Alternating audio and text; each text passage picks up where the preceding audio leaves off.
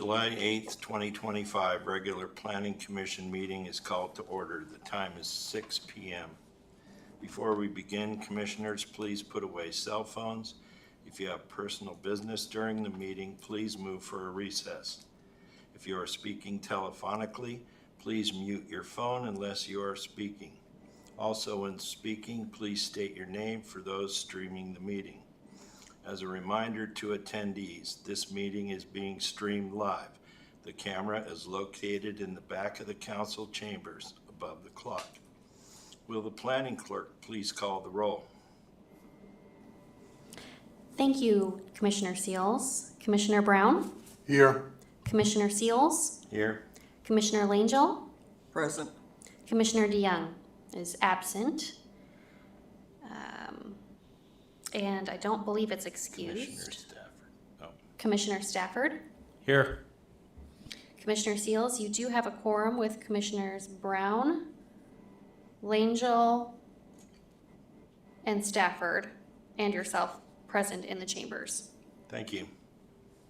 Please stand for the Pledge of Allegiance. Commissioner Stafford, will you please lead us in the Pledge of Allegiance? Yes. I pledge allegiance to the flag of the United States of America and to the republic for which it stands, one nation, under God, indivisible, with liberty and justice for all. Thank you, Commissioner Stafford.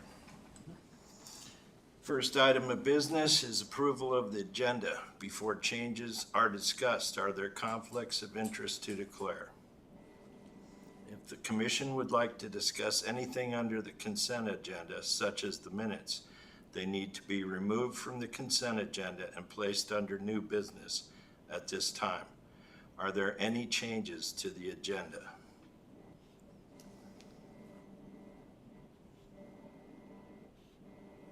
Hearing no changes to the agenda will stand as presented unless objection is raised.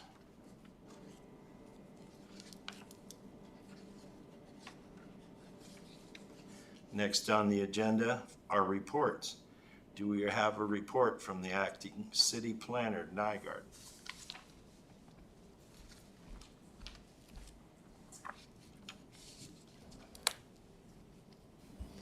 Thank you, Chair. One of the things we've incorporated into the agenda is to share some of the tools that we're building for customers. Our mission is to be an asset and a partner with potential new customers or residents that want to see what's happening in their community. So we thought tonight we'd share how we track data as it pertains to traffic and different stores that we have here locally, how they can kind of compare nationally as well. So the tool we have is called Placer AI, and the reason that we chose this tool is because it collects cell phone data, but it doesn't collect your personal data. So there's no transactional, you spent $2 here or $4 there. It's pure cell phone connections. And we have it for all departments. So public, even though the planning department uses it as a planning tool, Public Works also uses it for traffic and traffic mitigation. The Menard Center uses it for upcoming events, what they can anticipate. We have Parks and Recs that use it. So we host the tool, but it's used actually around the city. So it's quite easy to use, and I'm not going to drive it. I did pre-print some reports for you guys to see, but what they do is they geofence our boundaries and say, okay, this is the city of Wasilla. It doesn't limit us just to Wasilla. We can look at any location in the United States, but it just gives somebody who potentially would be looking in this area some of the brands that are in our city that they might be familiar with. And so on the left-hand side here are different stores that you can put in. If you wanted to see about Target, we can pull up a nice report about Target.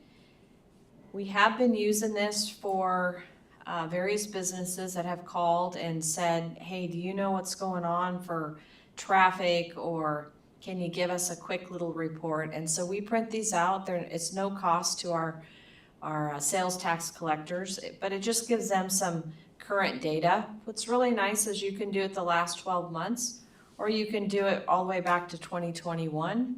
It does take about 3 days to collate the data, so our current, our parade numbers won't be in for a couple more days, but we'll look at that and we'll see where there's some pinch points, like where people are coming from, where they're collecting, and it will help us plan future events.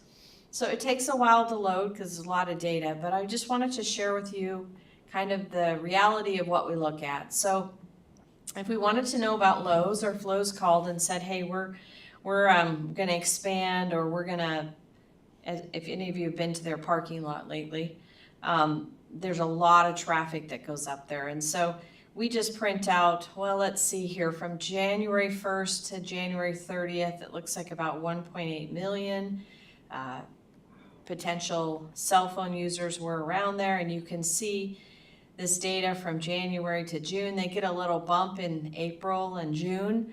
And this is also good for projecting our sales tax, because we can see these trends that are coming.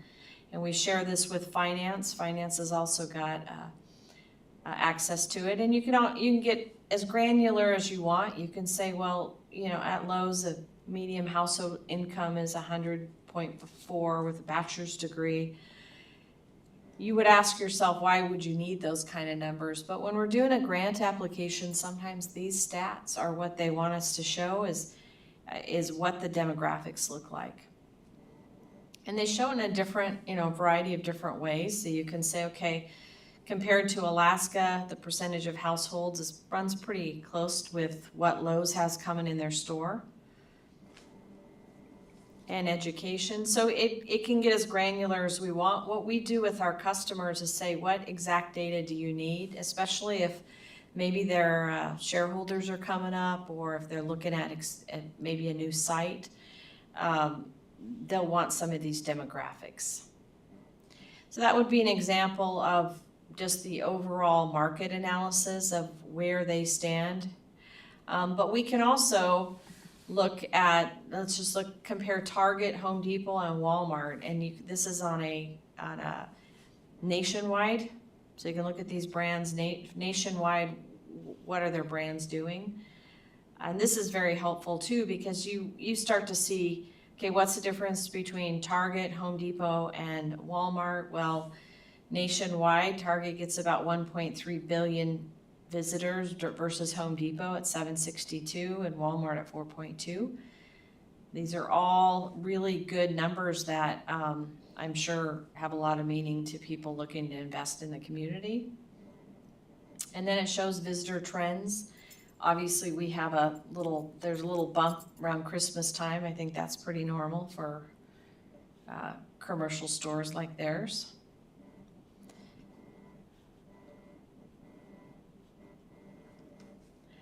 Let me just show you another one here.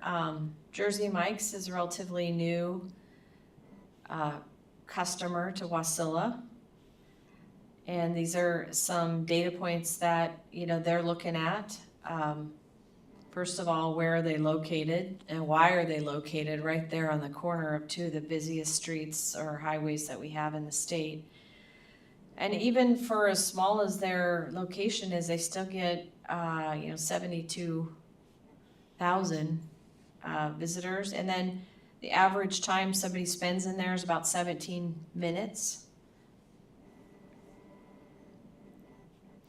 And it's pretty steady all the way across the week, Monday through Sunday. They don't have too much of a, so if you're looking for employees, you can use this data as well to staff your store. They get busy about 9 o'clock and they're done at 8, or it starts to slow down by the time they close at 10. And then where are the customers coming from? We can also see that. We could say, okay, well, most of the customers, there's this little corridor here. If they're over by Fred Meyer's, Jersey Subs right there. But they're also coming down Lucille, coming from Palmer. So this is called the visitor's journey. How are they finding us? And it goes so far as to, Tenina, North Lakes has got the gray, and then this just looks at a region as a whole. So if you like data, it's a fun tool. It can be as complicated or as simple as you want. These are some of the, what I would call feeders, is people are coming into Fred Meyer's, or they've just come from the airport and their first stop might be Fred Meyer's and then Jersey Mike's, or they might stop at Walmart. But if you drill down one more, it says, okay, prior to getting to Jersey Mike's, where are they coming from? Well, 5% are coming foot traffic from Fred Meyer's, and then when they leave, they're going back to Fred Meyer's. Or Target is the second, or Raising Cane's, or Speedway Express. So this is good for, we had a customer that called and said, you know, we think our customers are coming from across the Parks Highway, but we're not sure, and we're not sure where they're going. And they were coming from Sportsman's Warehouse, like 6% of them were. And so they said, well, we could start doing some marketing with them. And then you'll see that the distance of people coming to Jersey Subs is increasing. So 250 miles might sound like a lot in Philadelphia, but it's not here because it's just, you know, out at Toke when they're coming into town. And then they also do what I would call the, you know, the satellite picture. And it says, okay, here's where you're located.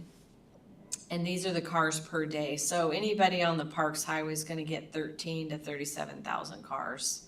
And then it gets, and this is a really, really important map, because some of these artery, like up by Home Depot, you can see that's a pretty solid line of traffic that road was never designed for. And so rather than having our developers go do a full traffic impact analysis, we can say, look, this is 2023 data, this is what it was in 2021, and it's primarily being fed by this Palmer-Wasilla Highway.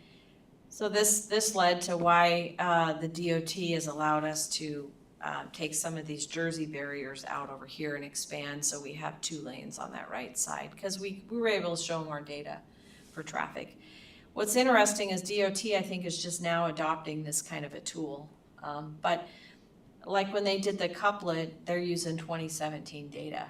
And so we got in front of that and said, look, we know that there's this many going out KGB, and so we need to have a traffic mitigator put in this one intersection by the clinic up on Connect Goose Bay, because we know it's going to be a traffic problem.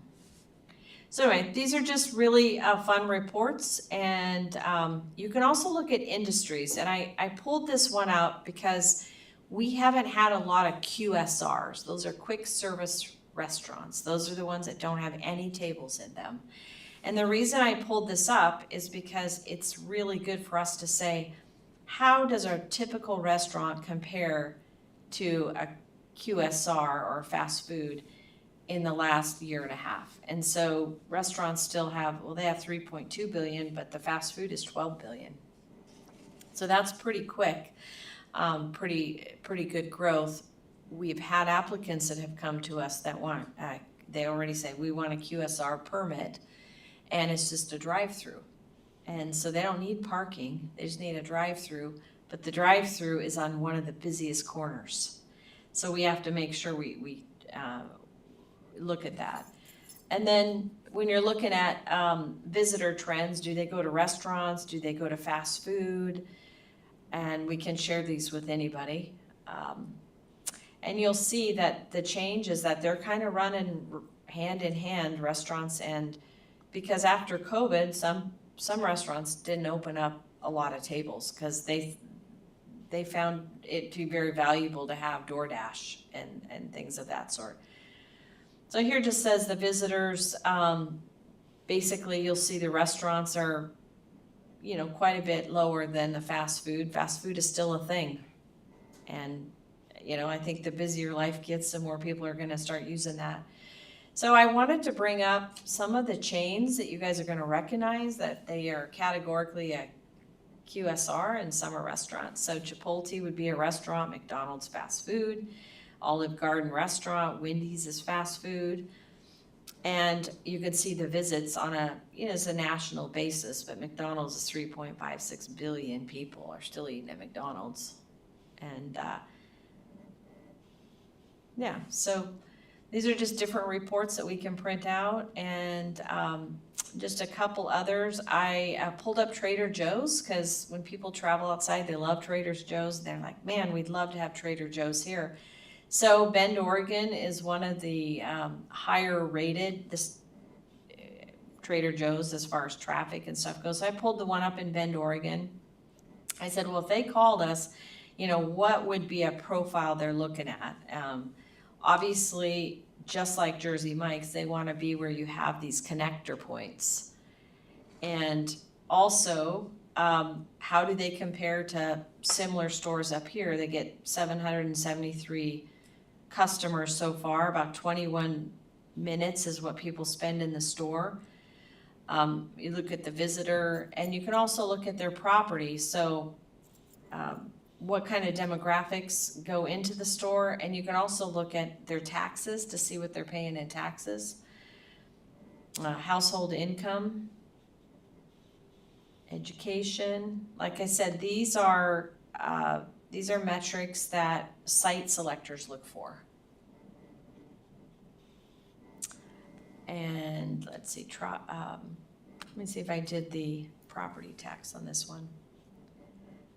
So this is kind of an interesting one. Trader Joe's, a typical customer household size is 2 persons.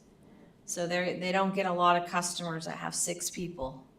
They're a 1 or 2 person. So they're going to look for those communities that have a high population of 2 people. So I think the sooner we can get this information out to them, or we can have, this is what's available in our city, we kind of know a little bit about them. So if we looked at a visitor's journey here, 23% of them are coming from home. They stop at Trader Joe's, and then 51% go home. But you'll see on the left side that they're either coming from a shopping center or a Costco, and then they, go back to Costco, like 2.9, either go from Trader Joe's to Costco.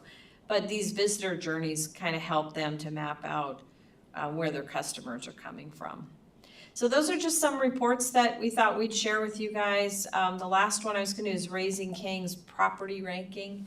Raising Cane's is really popular with most of my family members, especially my younger guys. They like Raising Cane's a lot. So this one is interesting because it goes right into the property rankings. So there's only 3 in Alaska. And this is the percentile of how they rate.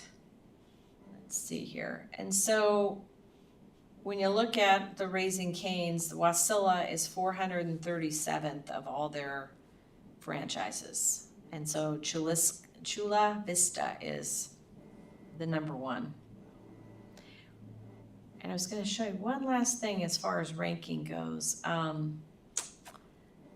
The Cars over here, is it Cars or Fred Meyers? Let's see, property ranking. I think it's Fred Meyers here in Wasilla. If you look at it, yeah. So Wasilla is second behind Bellingham, Washington. So Anchorage, Oregon, Fairbanks, Vancouver, they are all behind our Fred Meyers here. And so that just would tell a site selector that there's a lot of business still. There's still a lot of gaps. There's still a lot of opportunity. So anytime you guys want to see this information, just stop by planning, or if you know somebody that wants a report, and we will continue to kind of share our tools with you. Any questions? Question. Yes. How do these companies gather their information, especially on income and education? How are they? It has to do with the cell phone providers. So what's very, I guess it could be a detriment, is because cell phones, there are laws that under 18, you can't collect that data. So even though they have a cell phone, there's some way they can differentiate between the less than 18 or over than 18. So this whole world of data, that brings up a very good point, because how do you get the data? How do you store the data? one of the reasons we picked this is that they don't save the personal data on individuals. It's just all cell phones. Okay. And just finally, Yeah. it's kind of unclear, is this, I see that there's local information Yeah. combined with national, Mm-hmm. but we could go in here and look at anything locally. Yeah. State or, Anywhere in the state or anywhere in the nation. okay. Yeah, and now some of the smaller stores, like I looked up a chiropractic office over here and I couldn't get the data, but that has to do with their carrier. Yeah. Now, the Matsu Convention Visitors Bureau have a similar tool, but it includes transactional credit card information. So you can kind of know what people are spending in different locations. And that, I think, would be really useful for tourism. It would be a good number to know. We primarily want it for planning and for traffic and things that help us to mitigate future problems we're gonna have. Just one more. Yeah. Has there been any problems with privacy concerns? No? We've not had any, nope. Okay. Thank you, Chairman. Thank you, Acting Planner Nygaard. Do we have a report from the city attorney tonight? I submitted a written report that sort of summarizes just an update on what City Council adopted and what they discussed during their special meeting last night. So I'm not sure that I'm guessing that you haven't had an opportunity to look at it yet.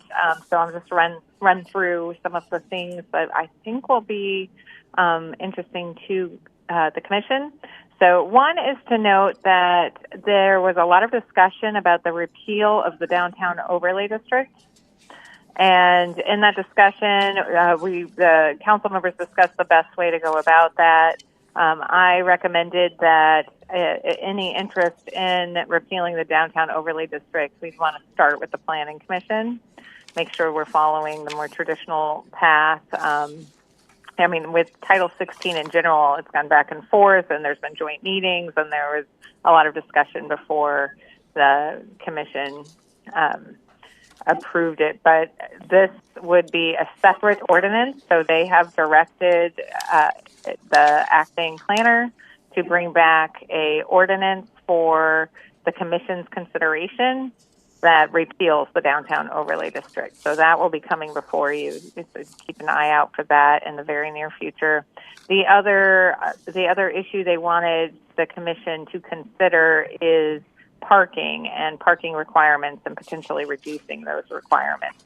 So that one, because they're looking for your thoughts on that and your recommendations, that will be coming to you separately.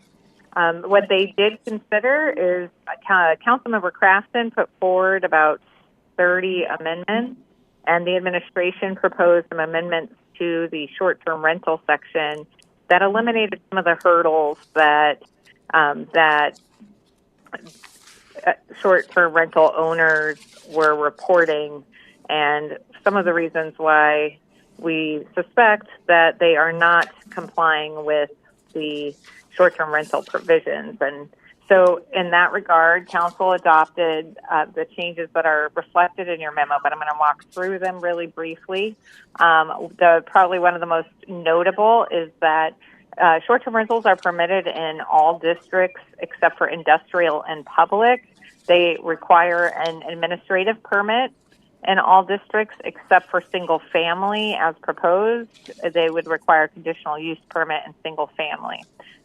There are many short-term rentals from the research we do. Again, they're not short-term. They're not filing with the city. They're not paying taxes with the city. They're not permitted with the city. But that is really an area where you find a lot of short-term rentals according to things like Airbnb, right? So council changed it so that short-term rentals are permitted in all districts except for public and industrial with an administrative permit.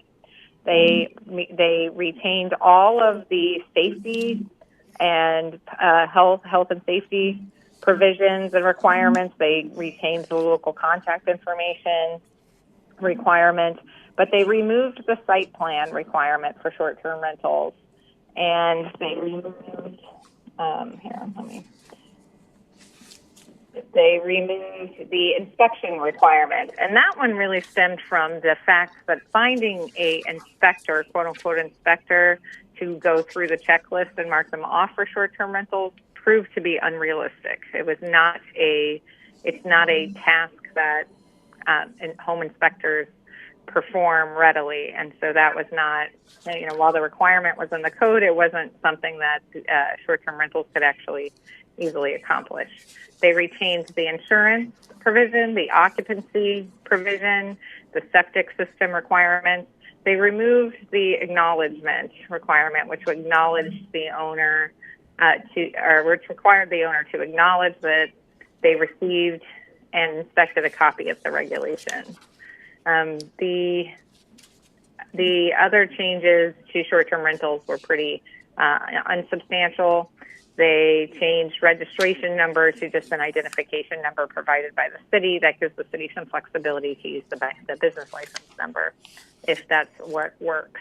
The other change they made is they changed the landscaping plan and limited it to just applying to commercial developments with a gross floor area of 5,000 square feet or more and multifamily residential developments with more than 4 dwelling units per lot. And they removed the requirement that the landscape plan must be prepared and sealed by a licensed landscape architect registered in the state of Alaska. That requirement they found was overly burdensome. So that is your update regarding the progress regarding Title 16, and they will be taking it up and the other amendments at the upcoming meeting. One thing to note, the packet for the City Council contains a very detailed written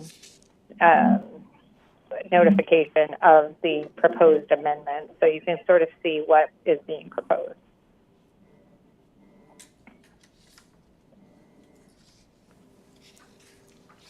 Does anybody have any questions?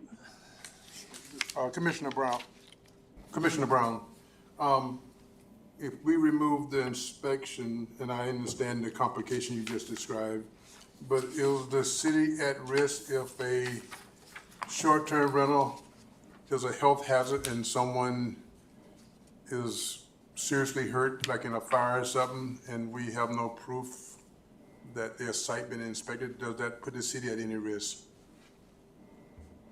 No, I mean, they,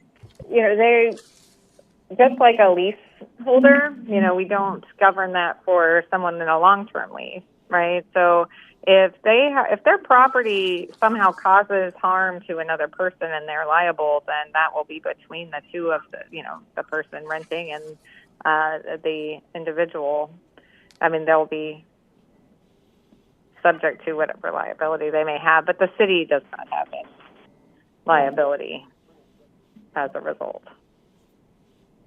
Thank you. Commissioner Landshill here. This one's near to my heart, thank the council and you and everybody that worked on it. The question I have is, how is this going to be enforced? Is the city going to finally bite the bullet and get another code compliance officer that's going to work on these type of things versus we residents having to file a complaint and hoping something is done?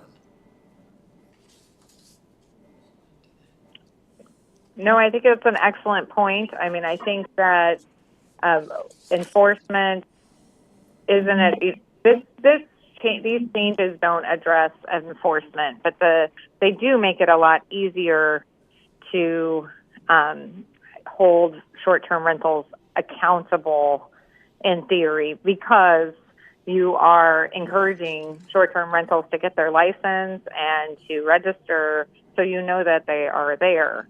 Then that makes it easier to monitor them, not just for enforcement, but also for sales tax and all of the other laws that we have in the city. Just one final question. I can't find it now, but the minimum is one night stay. How many nights are allowed? I think the minimum is one night stay to avoid there's sort of a party, that when you rent a place for one night or you rent it for, an event. So this sort of ensures that you're at least getting somebody who's staying for a full day, not just hours. And just to Commissioner Langell, so if it's over 30 days, it triggers a different category of rental. So it's So 30 this days. is less than 30 days, yeah. Thank you. Excellent work. Thank you. Any other questions by the commission?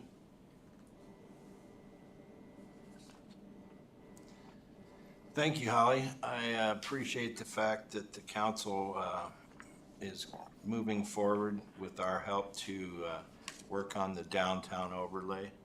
And I really commend the commission, the council, to send that to us to help them move this forward.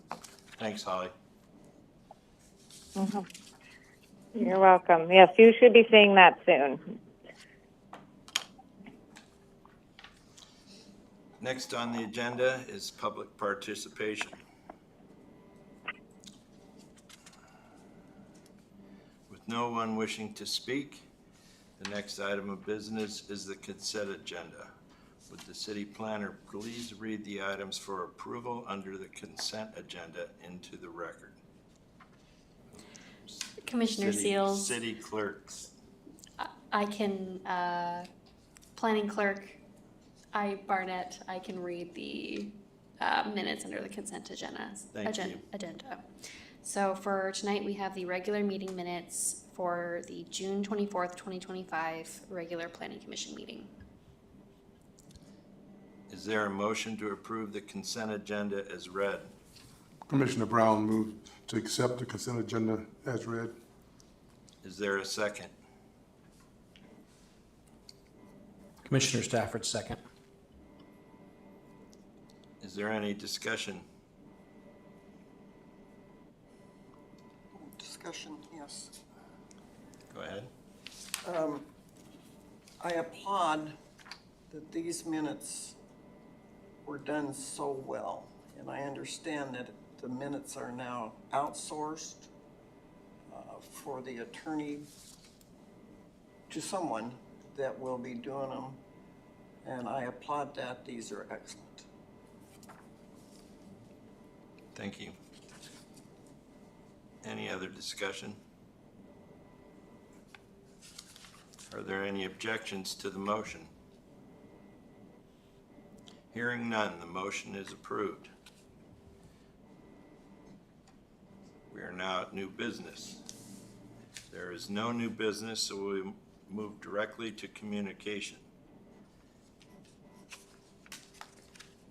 There is no unfinished business, so we will move directly to communications. We are now at communications. Are there any comments on the communications items as presented? And Commissioner Seals, I can read them into the record. Thank you. We have permits and licenses issued between June 18th, 2025 and July 1st, 2025. Code violations between June 18th, 2025 and July 1st, 2025, and no new Mat-Su Borough Planning Commission agendas. Thank you. We are now at audience comments, a time for members of the public to share their views with the commission. This is not a question or answer period or a time for dialogue. Speakers may be referred to the administration, or issues raised may be taken under advisement by the council or administration. With no one present, we move on to comments. Acting City Planner Nygaard, have any comments? I do have comments because I don't think anybody is more excited about Title 16 than the planning staff. I am working with Holly to get this ordinance before you for the downtown overlay, as well as the parking minimum requirements. We have a table in there that has not been updated for a long time. The other thing that I'm working on is we have went to 8 or 9 communities on their pricing schedule, on how they have a rate sheet for all their planning services, and we'll be bringing forward a modern schedule for your approval here at end of August. Thank you. Commissioner Brown, do you have any comments? Thank you, Chair. I think we as a planning commission have an obligation to police ourselves and to present to the public that we are following the rules and procedures for the planning commission. And so we have to be real careful when we, on open record, admit that we are using external information rather than that what was presented at the board here, or when we make comments among ourselves about the validity or non-validity of the city ordinances or the Title 16 or something that we are doing or the city council is doing, because people are listening to what we say and do, and people are wondering whether we are following the procedures and stuff. And I'd like some input from Holly, but we need to be real careful that we follow the procedures. And if we're not sure what the procedures are for our planning commission, then we need another mini training from Holly. But I'm concerned that we sometime bring in information other than what's presented. And as a judicial hearing that we have sometime, we are required to use the evidence that's presented to us. And it's the same thing in court. You don't want to be in court for a crime and the prosecutor doesn't put on a good case and the judge goes out and finds different information. You want the judge to use what was presented. And if the prosecutor doesn't do a good job, then the prosecutor loses. If the defense doesn't do a good job, the defense loses. But the judge must use what's before him. And City Attorney, I believe we are required to use the information that's presented to us in our packet or what is verbally given to us at one of those hearings. So we just need to be real careful because the public is watching what we do, and we want to have the public have faith in how we do our business and that we're doing it properly and that we're not violating any of our own procedures as we're doing that. Couldn't have said it better myself. Thank you, Commissioner Brown. Commissioner Landigal, do you have any comments? No, I appreciate the reports tonight. I appreciate moving forward on addressing some of the concerns of not only the commission, but of the public. I want to give a shout out to the mayor. I appreciate her sitting down with me in her busy schedule. It was a good discussion, and I appreciated that. Other than that, it's a great meeting. Thank you. Commissioner Stafford, do you have any comments tonight? I just want to thank the city council and the city attorney for all the work they put into Title 16. And I think we're continuing down a good path. And we just need to make sure that we're being vigilant to keep the city in a healthy place. Thank you. Chair Seals, yeah, I have some comments tonight. I really like to echo on Commissioner Brown's talk tonight. And we as a body rely on the due diligence of not only the city staff, the city attorney, the applicants, and any other information comes to us, and that's what we deliver and decide upon. So I echo that immensely. I'm really excited that the city council has moved forward and gotten this trimmed down and some really good changes. My final comment of the night is Wasilla is being invaded, and it's an invasive species called vetch, and it's hindering our landscape. That we have this code for landscaping, and you look at the landscaping a year later and it's being overrun by vetch. And so some of that could be care to their landscaping, but now the city is under an invasion by vetch. So it's an invasive species, Commissioner Langell. It was brought to our state by the state of Alaska on a road project. And so now the future of the valley is at stake, because if you drive around and you see these beautiful little blue and purple flowers, that's pure evil. It kills fireweed, it takes over trees.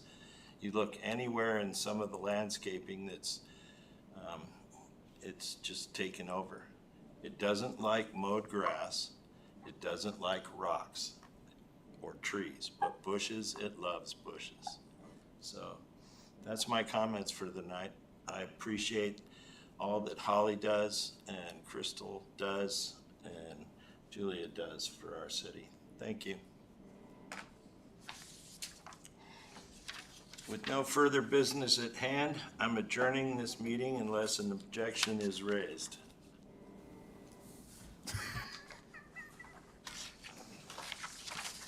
Anticipating but hearing no objection, the meeting is adjourned at 6:41 p.m. Thank you all.